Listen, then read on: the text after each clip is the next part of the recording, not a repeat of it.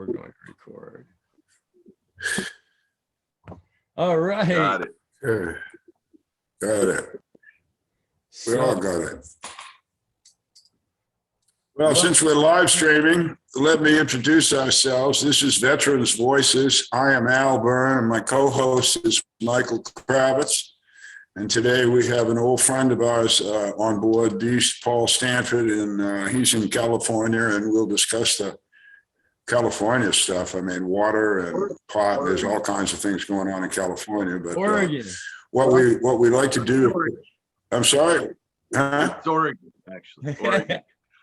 I'm in Portland, Oregon. I know. That's right. That's right. He's in Oregon, and so just ignore everything I said and see it's live streaming. And when you make a mistake, you embarrass yourself in front of the whole country. But Paul is in Oregon. He always has been in Oregon, and I know that. I said California because I'm old.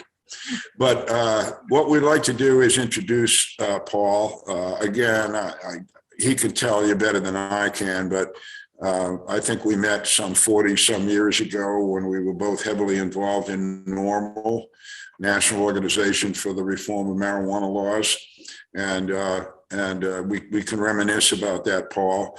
And then I'm sure you've known Michael for almost that long, because he's not as old as us, but he's been around a while. So as Michael explained earlier, what we like to do in the show is first indicate that our esteemed guest is a veteran, which makes him even more esteemed, in my opinion.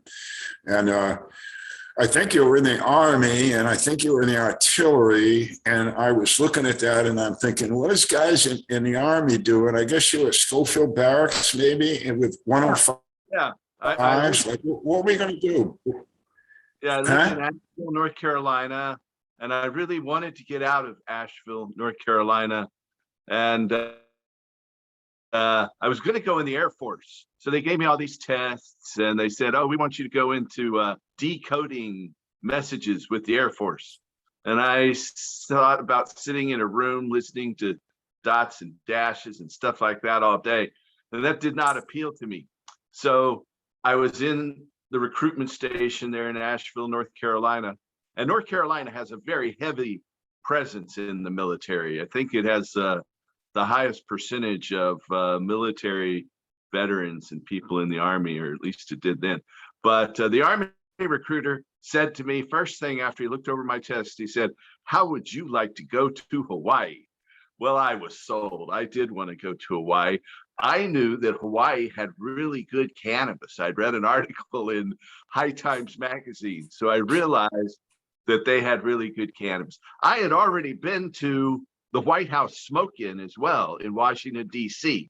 So I had hooked up with the yippies, but I was selling cannabis in Asheville. And I decided there really wasn't a big future in that for me. And so I went ahead and joined the Army. And I went through artillery training school at Fort Sill, Oklahoma for about 4 months in the dead of winter. And then I was stationed at Schofield Barracks in Hawaii as a cannon crewman. I was the driver of a 105 millimeter tank crew. And I was charged with maintaining the 2.5 ton truck and a few other duties. But I was never really a good mechanic. I was on the Big Island of Hawaii. During my time in the Army, I went and trained for a few weeks in South Korea. But then I did most of our training on the Big Island of Hawaii, between the two major volcanoes there, the Pahaka low training area. And there's a thing called an artillery readiness test, where they tow a 105 millimeter howitzer beneath the helicopter, and it can't land all the way.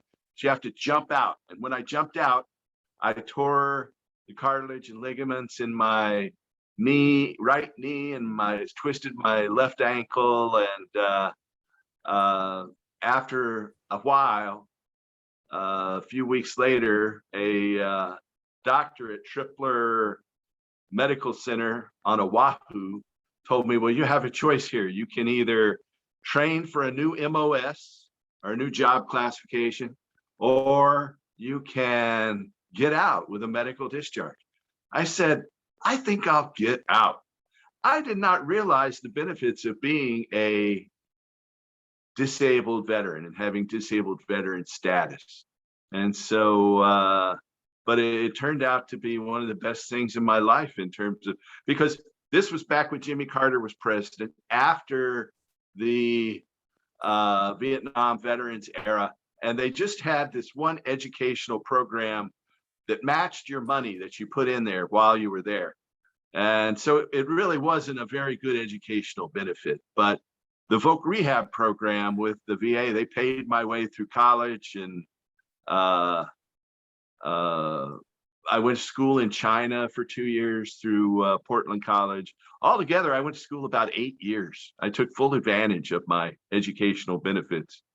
And that is my history there. I was released through the San Francisco, our Oakland Army base there, and went home. But like I said, I have disabled veteran status. I get a check every month. It's just 30%, not as much as some, but more than many. And so it started at 10%, and about a little over 5 years ago, I had it increased to 30%. And so my father and mother were both World War II veterans, and both made it home, actually. But my father often said, he was a little older than the majority of the guys in the military when he was in the Army, but he often said that the GI Bill was probably the most significant legislation that built America that we see today. And, you know, you're another shining example of a different type of GI Bill. Yours was a little hotter and all, but obviously you got a great education. And I've tried to tell a lot of young people that don't seem to have a future that military can be a big future. Not only can you meet some great people and learn leadership skills, but you could get an education. And without an education, I don't know what the hell you are, you know, and as far as I'm concerned. Yeah, that was my main motivation, was the educational benefits. Before I went in, I did 1 semester at the University of North Carolina at Asheville. My mom paid for that, but she's a single parent and wasn't able to, you know, finance a big education. So I joined the military and came out and went to several colleges after that. But my mom and dad actually divorced when I was just a baby, and I didn't really know my father. I had lunch with him twice when I was a young man, but since he passed away, I've met some of my siblings, his other children, and now I know that he was a radio operator on a PT boat in the Pacific when he was 18 from 1944 and 1945, but he was an Army brat. He was born in New Jersey at Fort Dix, and his father, my grandfather, who I never met, passed away when I was just a child. He went to West Point and was in the class of like 1915 with Eisenhower. And so he was a colonel during World War II in the Signal Corps in England. And so I didn't realize I had, you know, so much of a military background in terms of that until after he passed away. But now I know that I'm at least the 3rd generation that followed in military service. But both my father and my grandfather were fighting in World War II. Yeah, you know, Paul, that's not that unusual. I've worked for a number of years for the VA and the Agent Orange program as a counselor. And we noted that, me and the other counselors noted that a large number of Vietnam soldiers, sailors, had a family tradition of the military going back, like you say, some of them all the way to the Revolution. that every generation has supplied somebody to the defense of the country all those years. And I wonder if anybody in the hereditary business ever really looked at that. Is, what percentage of this population actually has provided military membership from their families. Some are notable, but others, you wonder that everybody just take advantage of somebody else's gifts of service. I don't know, but my parents were in the Army, and when nothing really against the Army, Paul, but when I was young like you and I wanted to join the military, I went to my dad and I said, "So Dad, should I be in the Army?" And he said, "Absolutely not." And I said, "Well, what should I do?" And he said, "Well, if you're going in the military, you got to go in the Navy or the Air Force." And I said, "Why the Navy or the Air Force?" And he said, "Well, two reasons. One, you get a clean bed to sleep in at night. And two, the food is much better." So I went in the Navy. Michael went in the Air Force. He made the same decision. Yeah. That was a wise one, I think. I did like being in Hawaii, though. So. Yeah, I was there with the Navy, though, but I got to stay 4 years. So you only got there. Hey, listen, is that a pot leaf behind you? It is. It's a mural that a fellow named Rapizzi came in and donated and painted on a blank wall in our office. I'm in my office for the Hemp and Cannabis Foundation. This is actually the office where we ran our petition campaign out of in 2012 and 2014. So this is where paid petitioners would come in and turn in their petitions. And I was a spokesperson for the campaign to legalize marijuana in Oregon in 2012 and largely financed it myself, but through my clinic business. And I still work here today helping medical marijuana patients get their medical marijuana permits in Oregon and Washington, which are both completely legal states. But we still have. Well, I'd like to talk more about that in a minute, but I want to backtrack if I could just for a second. There's just something that, you're so well known to the cannabis movement, and really, I would say one of the sort of anchor activists in our USA, North American, kind of cannabis movement that's helped to really change the world on cannabis and change the perspective of the United States on cannabis. So we'll get into that. But anyway, because of that, and because really you've talked less about your military service over the years, when you joined as a veteran, as an activist in the cannabis movement, just like me, and just like Al, there wasn't any veteran stakeholder group. We didn't have any veterans, agreement with the VA, no any kind of VA marijuana policy or anything to work from.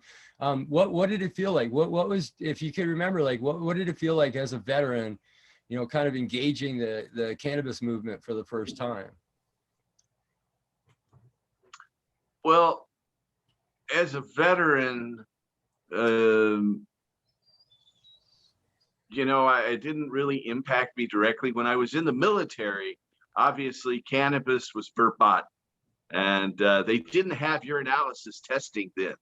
And so I wasn't subject to that, but I was there just as they started to bring in dogs. And so a friend of mine was given discipline on Article 15 for having an empty bag because they said the empty bag had tested positive. And so, but I managed to get away from that. At that time, the main veterans group I could think of were Veterans Against the Vietnam War. We were talking about the early 80s and late 70s. But there were a lot of veterans already involved in NORML and the movement for legal marijuana as well. And so, but there were let's bring them up, Paul, bring them up. These veterans that we're talking to on this show right now, I think a lot of them know what I'm going to say, but a lot of them don't understand that back in the time that you're talking about, and Mike just asked a question about, there was not a veterans organization per se that I'm aware of at the time. In fact, Mike and I might have founded the first one, but What we did have is Jack Herr. Yeah. We had Dennis Perone. Yeah. Dennis is Marine, Jack was in the Army. I worked alongside vets right there in the normal headquarters in DC. There were veteran leaders within the community, but there was no veteran organization. And that was, but we're talking people that don't know the history of this thing, the time zone that Paul's talking about, it wasn't anything. There was really just normal. Right. And normal was, it was there, but it was really, the radical, it was what? Doing the yeah, well, it seemed that way at the time, but when I got there with normal, and that occurred in 83 or something, when John Getman and Kevin Zeiss were running the whole thing, that it was really an organization for the benefit of lawyers and people who had get busted. And there's nothing against Keith Stropp founding that way, but that's what it was. It wasn't really in the true sense of legalization movement. That came later. And it certainly wasn't until I got there with a few others on the normal board that swayed everybody to even think about medical cannabis as an issue. And then, of course, Jack Herr shows up at the same time and says, well, what about hemp? And having something to do with running the place at the time, I thought from a military point of view, I said, well, we got a Marine in San Francisco, Dennis. We got Jack down in Southern California doing the hemp thing, an Army vet. I'm sitting here with Jim Turney running normal. Jim's a Air Force vet. And I'm thinking, well, we're in control of this thing. The military had control. And it wasn't, it was just something that happened, but I think it happened because we were literally veterans. We were told in the military, taught very well, to stand up for ourselves. If there was a hole in the fill it. If you saw something that needed to get done, go do it. So you saw something, Paul, though. At some point in the world, you come along and you said, wait a minute, this cannabis thing is more than me just selling a bag in Asheville. What was your epiphany here? What was the, what happened? I believe marijuana should be legal from the time I was a teenager. Back in the mid 70s, in my high school in Asheville, North Carolina, I started smoking marijuana when I was just 11 in Dallas, Texas. And the first person who I smoked marijuana with was a Vietnam veteran in his mother's home because she was my babysitter. And so I smoked marijuana several times there. I got a little bit of marijuana from him, but then I linked up to other people in my community in Dallas. And I think that kind of scared my mom. So she decided to move to Asheville, North Carolina, near her father. And so I moved to Asheville, North Carolina when I was 15. And it took me a while to find connections for cannabis again, but I got back into it again. And I just saw that, marijuana was safer than alcohol. I didn't think of that as a slogan. The folks in Colorado really pioneered that, but it was safer than, and I enjoyed it. I just had an affinity for it, for sure. And so, like I said, one of my reasons for wanting to go to Hawaii in the Army is because I knew they had really good cannabis. But when I got out of the Army, and I was in less than a year before I hurt my knee and got out. So I wasn't fully institutionalized, so to speak, but before I went in the Army, I had heard about the Washington smoke-in that was put on by the Yippies. And at this point in time, marijuana was being decriminalized state by state. It was before the whole Peter Bourne incident happened at Normal, which kind of put a kibosh on further decriminalization for a generation at the state level. And so in North Carolina, the legislature did decriminalize marijuana. I think it was in 77 or 78. And during the debate, they almost decriminalized 120 grams. They almost decriminalized 4 ounces of cannabis, but in the end, they just decriminalized 1 ounce. But that still made a difference.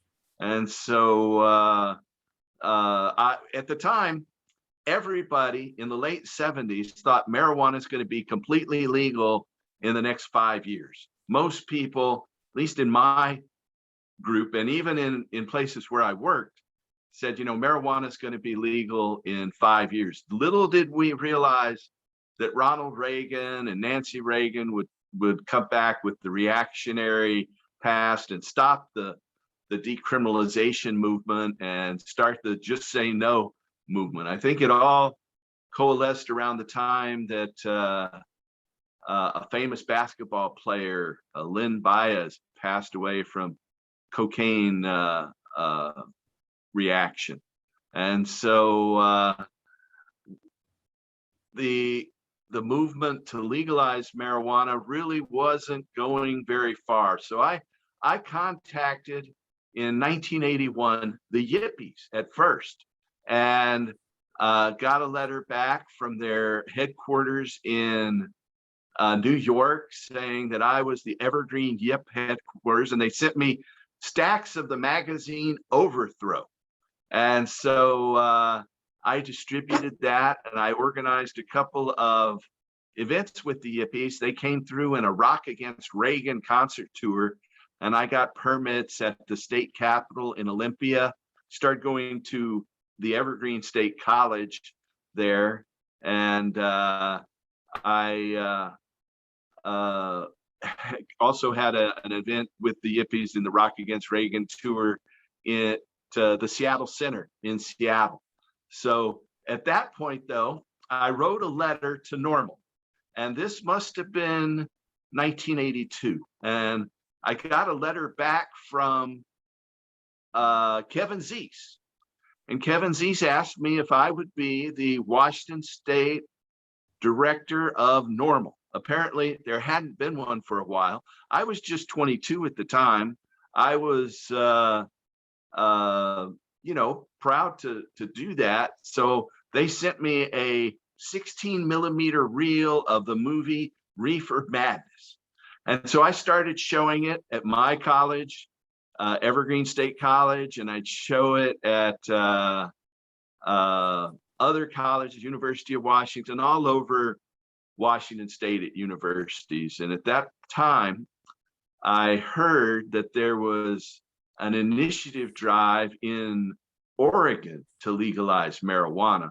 And I had a break at Evergreen, so I'm quite knowledgeable at little trivia, so I can usually answer more trivia questions than a lot of other people can.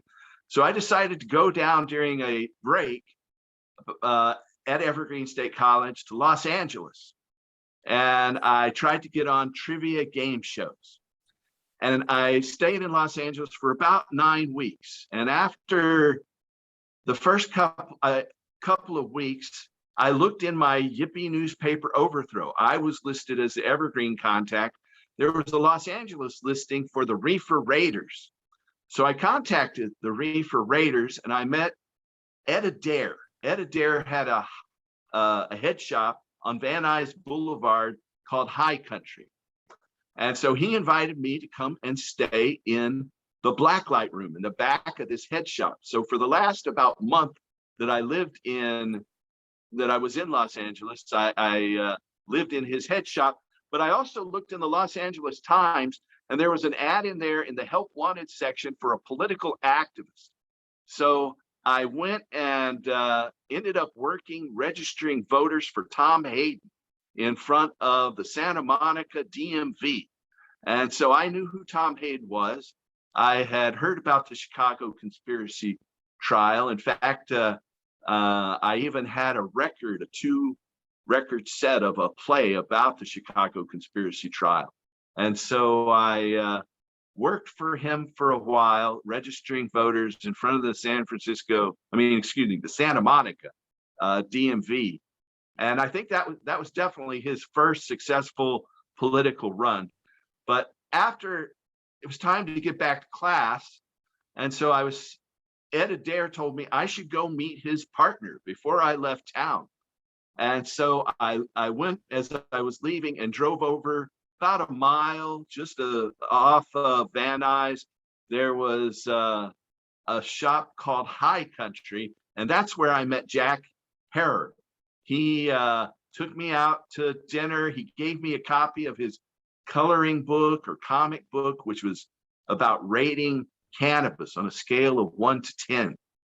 And then I said thank you and went about my merry way and headed back to Evergreen State College to eventually graduate with a degree in political economy. But in 1984, I heard about the Oregon Marijuana Initiative, and I'd been trying to start an initiative in Washington State. So my idea was to go and learn and eventually bring back the marijuana legalization petition to Washington State. But I ended up just moving to Oregon, and I've lived here ever since. And at the same time, Jack Herer also moved into Portland. So we both actually started growing cannabis, and under it can now be said, the tutelage of fellow John Sajo. And so he taught us how to grow organic cannabis in our basement. Ed Rosenthal even wrote an article about it in High Times about his growing method called the Jasso method. Instead of Sajo, it was Jasso, according to this High Times article that Ed Rosenthal wrote. But we both started working on marijuana legalization, and we put the second initiative in U.S. history on the ballot in Oregon. We turned in our petitions on November 1st of 1985 for a vote on November 6th of 1986. We had been cheated off the ballot in 1984. We had been put on the ballot, taken off. The Supreme Court had ordered marijuana legalization. The Supreme Court of Oregon ordered that marijuana legalization be put back on the ballot, which it was. And then the Secretary of State took it off with another subterfuge. I think that ruined her political career, that Secretary of State. But when we went out to petition in 85, people were saying, I'm going to vote against this, but you guys were cheated last time. And so I'm going to sign to put it on the ballot. So it was pretty easy. I mean, in terms of getting the signatures. In fact, that is still the earliest in Oregon history that any initiative has made the ballot to legalize marijuana.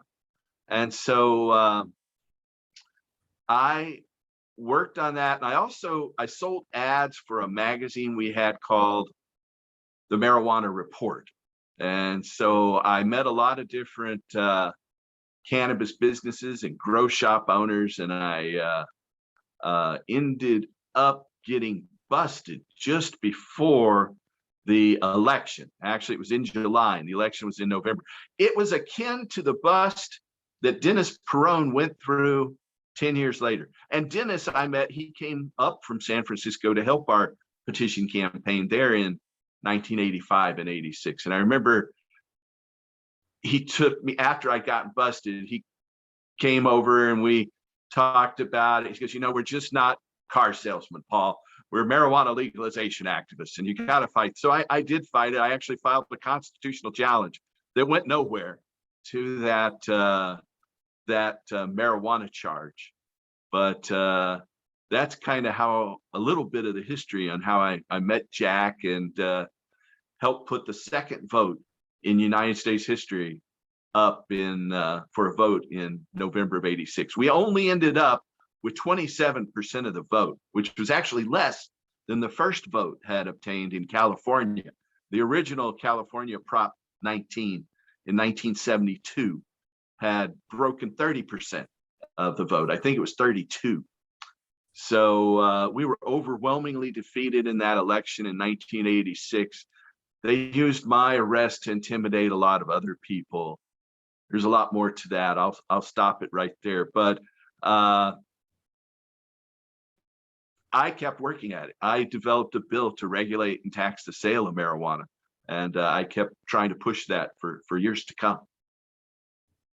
Well, I just learned a lot, but I never had the luck of meeting Ed Adair, and I'm glad you did. I always wanted to ask Jack this. I've always wanted to ask his wife this, and I haven't asked this question. And maybe I'm going to ask you, maybe you know the answer. How come Jack called Ed the captain? I do not know. I do not know why they called him the captain. Everybody called him Captain Ed. And I don't know if he was military or not, to be honest. Well, that's what I was wondering, if Jack knew him or somebody knew him from his military days and he had been a captain or something. You know, I don't know. All right, you don't know either. I guess the only one that might know is Jack's wife. I'll just have to ask her. Maybe she knows. Maybe some of Jack's kids might know. Or Captain Ed's family. I guess they're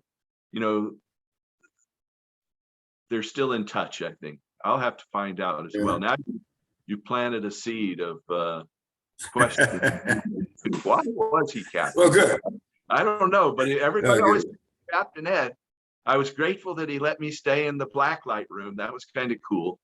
And that he introduced me to Jack.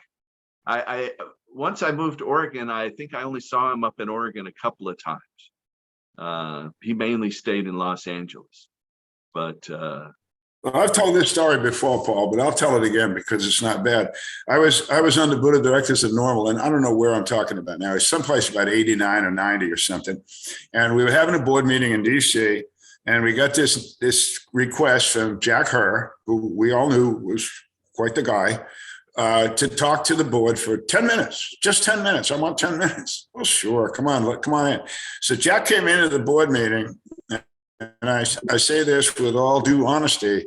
He was wearing the ugliest sport coat I have ever seen in my life, before, then, and since. It was like the coat of many colors, and it had no shape. It was just awful. And boy, was he proud of this thing. And he takes it off. He starts waving it around. Huh? What? It was his hemp jacket. Yeah. And he's waving it around. He says, this is hemp. This is hemp. He was something. What he wanted, and we gave it to him, Normal at the time owned or copyright or something, H period, E period, M period, P period. And Jack wanted us to give it to him so that he could take that and do hemp with it. And we gave it to him. But that, I can still see Jack with that coat. It was hemp, but it was awful. Nothing like the hemp products of today. I have a street yard sign right over here that says help end marijuana prohibition, hemp.org. We had the website hemp.org there for a while. And so well, that came from Normal. It was a gift. I didn't know that. I thought maybe we all need to write a book and tell our stories, because I'm just talking to you. I'm learning all kinds of things. It's cool as hell. The audience might not be enjoying this conversation, but I am. Yeah, it's a long, strange trail. That's for sure. Well, so let's get to you took your education, you went into the cannabis world of business, and quite different from selling pot out the back door or whatever in Asheville. But when you really got into the business aspects of the cannabis retail or whatever, you were quite successful. Could you give us a little background and information about how all that process went? Educational benefits. I started studying Chinese after that arrest in 1986. I was put on probation, and so I had to either get a job or go to school. So I went back to school again, started studying Chinese using my Voc Rehab educational benefits again, working toward a second bachelor's degree. And so I realized that China had the world's largest hemp crop. And so I went through the Oregon State system of higher education and Portland State University, and took a 2-semester program in Zhengzhou, Henan province, China. and I started trying to source hemp products. And eventually I did. And I found hemp cloth, hemp fiber, and some hemp paper. And usually hemp paper was used as a filler for recycled fiber in China. And I managed to have a hemp paper manufactured that was 50% hemp and 50% straw exclusively for our market. And I sold hemp paper with my company, Tree Free Eco Paper, from 1988 to 1997. And in 97, I ran out of funds. I wasn't making enough money. I had, at that time in 97, 3 little kids between the ages of 5 and 1.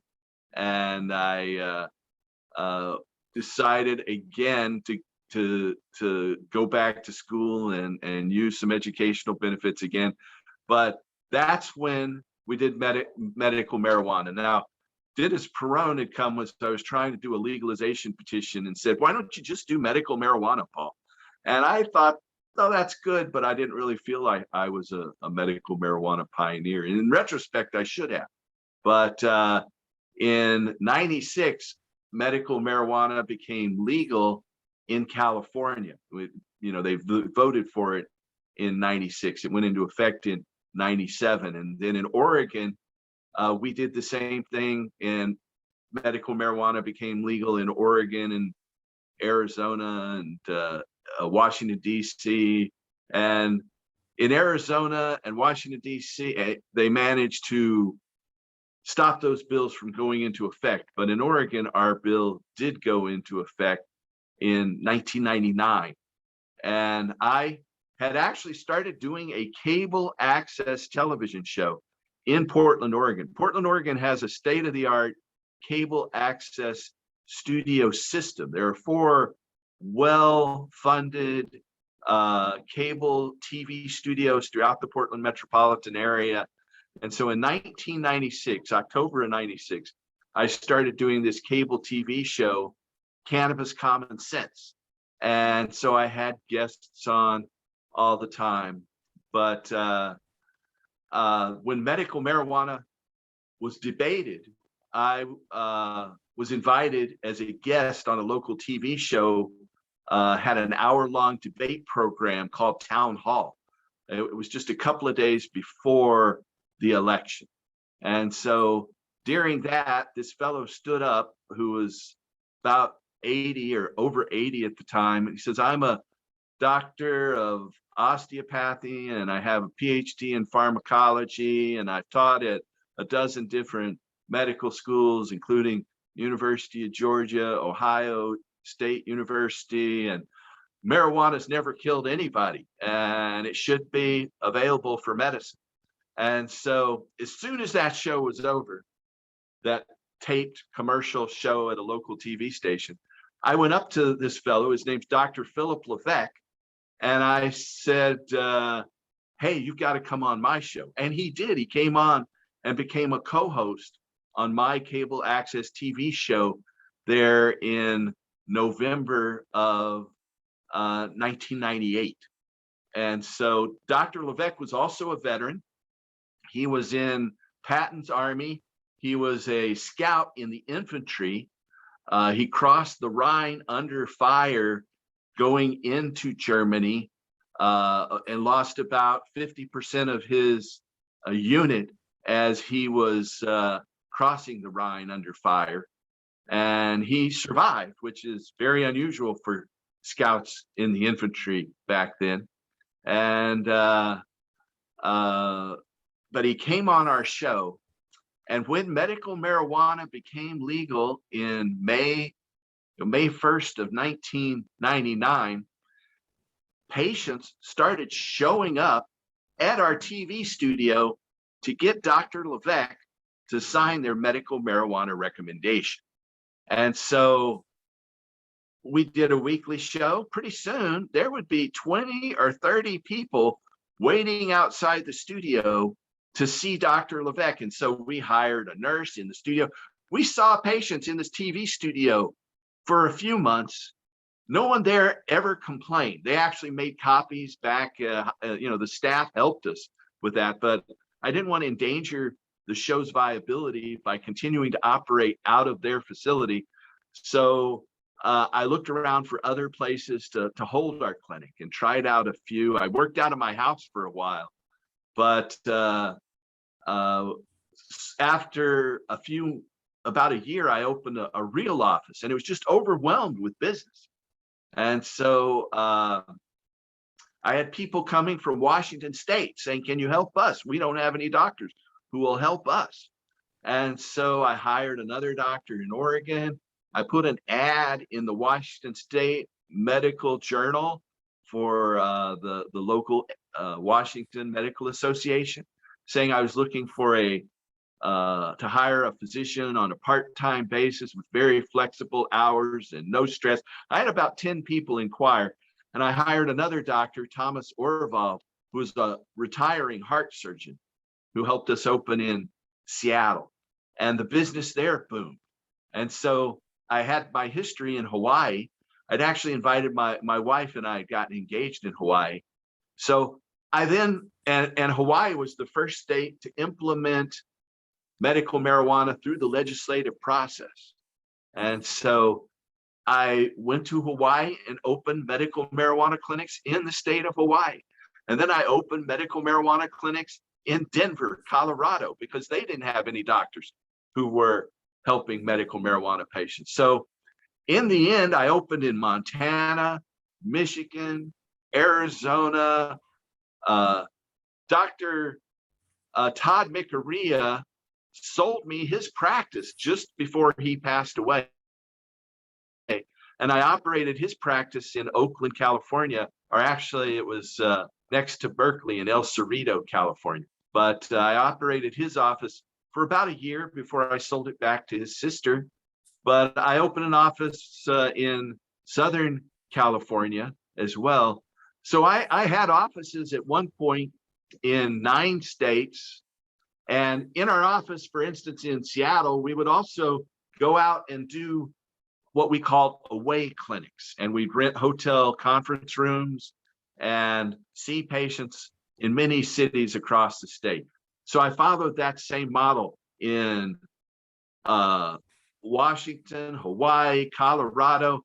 So even though we were seeing patients at our office in Denver, we'd also go to Durango and lots of different cities around Colorado. And so in the end, I worked with about 40 different doctors, seeing patients in 60 different cities. And then our clinics had medical records of 270,000 medical patients across all those states that we had helped and collected. And so that turned out to be a very successful business for me. And so it was grossing at about $6 million a year back in 2015, 2016. And we put, using the funds from those clinics, we started funding the marijuana legalization campaign here in Oregon. I also funded the Seattle Hemp Fest. I was the presenting sponsor at the Seattle Hemp Fest for about 12 years. And we also funded an event in Portland that Michael has been to several times, the Hemp Stock Festival. And I know when Patients Out of Time had their conference in Portland, it was right when we had the Hemp Stock Festival going on. So I didn't really get there. I was supervising that event, but there was a lot of crossover back and forth between the Patients Out of Time conference when it was in Portland and our Hemp Stock Festival down at the convergence of the Willamette and Columbia Rivers. So that's that business. And so we managed to put marijuana legalization on the ballot in 2012, the same time that the Marijuana Policy Project had put marijuana legalization on the ballot in Colorado, and the Drug Policy Alliance had put marijuana legalization on the ballot in Washington. little did I know that I expected we would get some sort of support from these other organizations, but we did not. They had their own campaign, so it basically was me funding it. And so in 2012, when Washington won with about 53 or 54% of the vote, and Colorado did too, we lost in Oregon with just 47% of the vote. I think if we'd had about another $100,000 to advertise, we could have won, because there was a lot of false information that our opponents were putting out on the media. So with a little bit of money, we could have won that. But anyway, we came back in 2014, and the Drug Policy Alliance kind of pushed us out of the way. And they said they were working together, but they never really did. And they put the marijuana legalization initiative on the ballot. We failed to put ours on the ballot. We were kind of undermined by activists with the DPA. I think that Nadelman and Boyd had something to do with my corporate takeover. They had people approach us that were unethical business people. They used fraud and forgeries and managed to steal my business from me in 2016. And that takeover was funded by George Soros. George Soros funded an Israeli energy company called Adira, A-D-I-R-A. And it was an empty shell on the Toronto and Frankfurt Stock Exchange.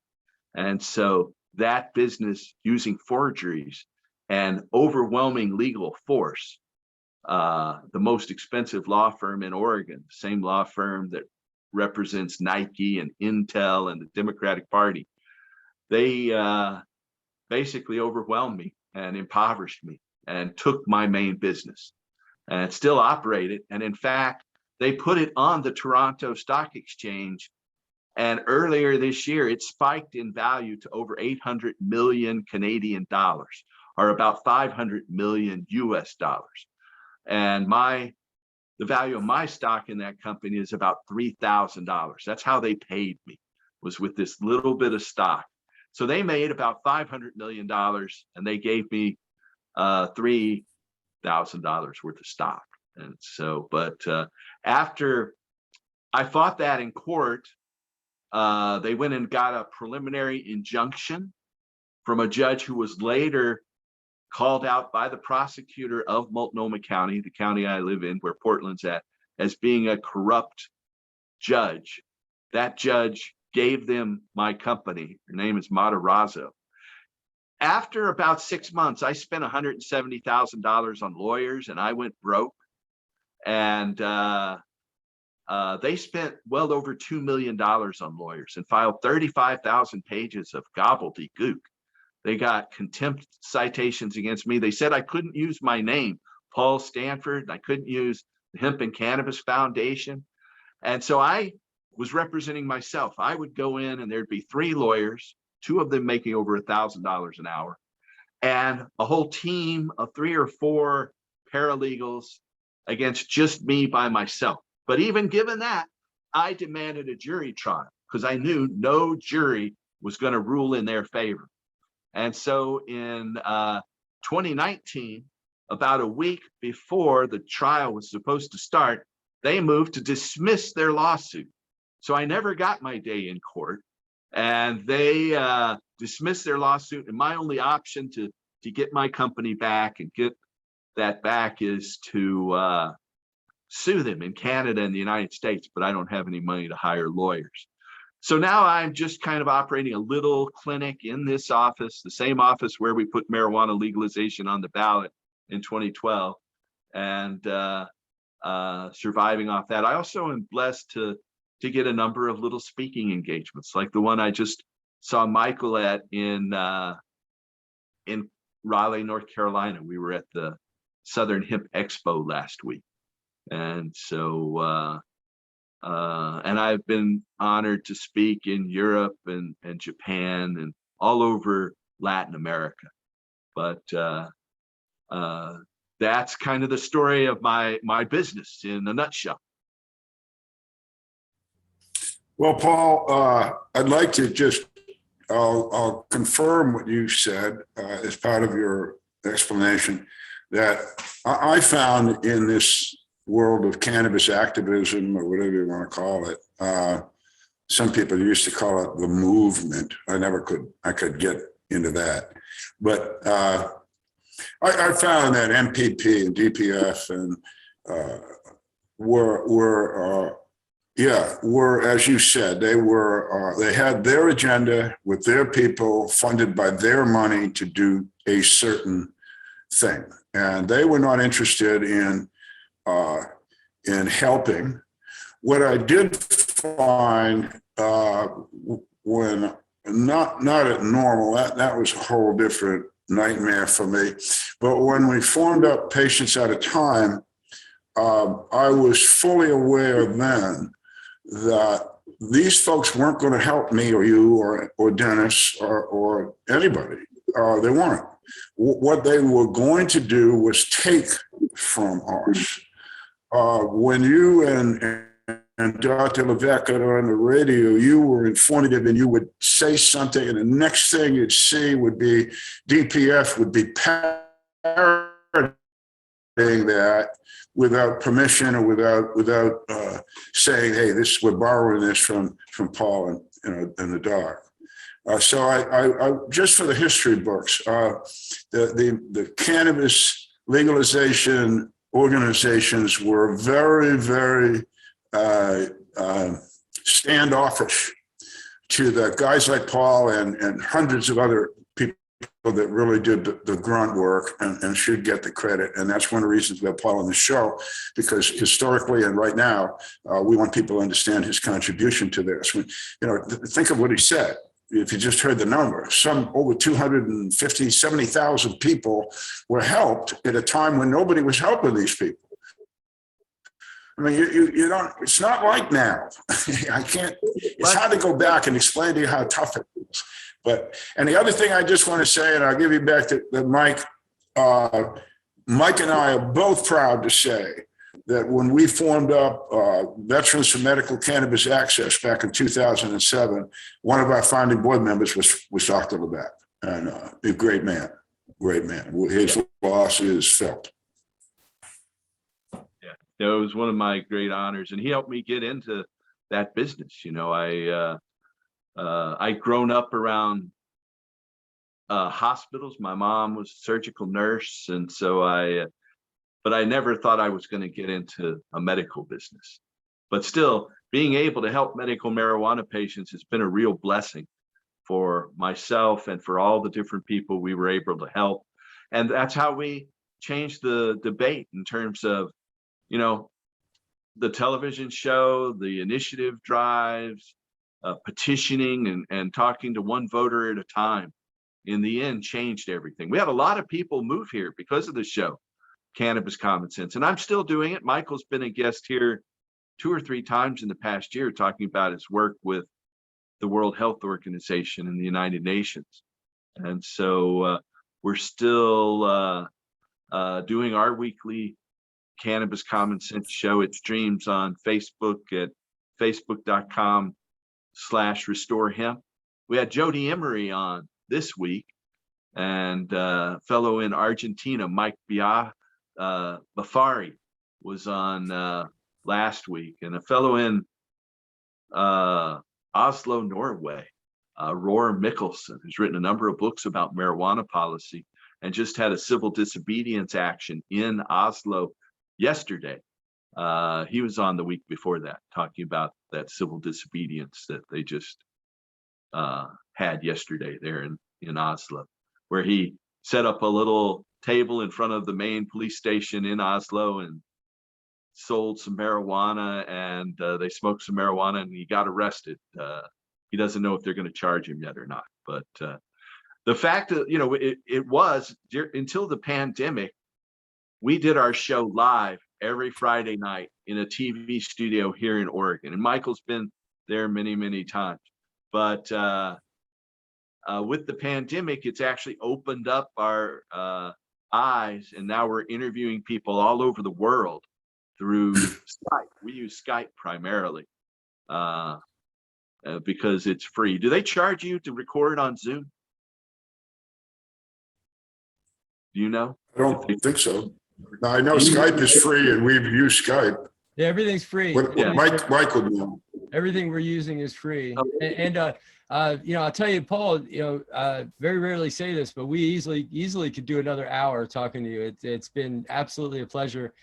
For those listening and for those who will be listening in the future on YouTube, where we'll put this video, you've been listening to Veterans for Medical Cannabis Access, Veteran Voices #8, up in Oregon with Paul Stanford on Sunday, 12th of September, 2021. And I really this has been just an honor and a pleasure to share this time with you, Paul. You know, I got to jump on another meeting at 2, so I'm short on time. Otherwise, I could go over. But I just really want to thank you again from the bottom of my heart for everything that you've done over the years for patients and for me and you know, for Oregon, and I could go on. And I think that you're well chosen to travel the world as an emissary, a diplomat in the cannabis core. I think that's wonderful. Speaking engagements, if they're listening to me, I highly recommend. So thank you so much. Any closing words for us, Paul?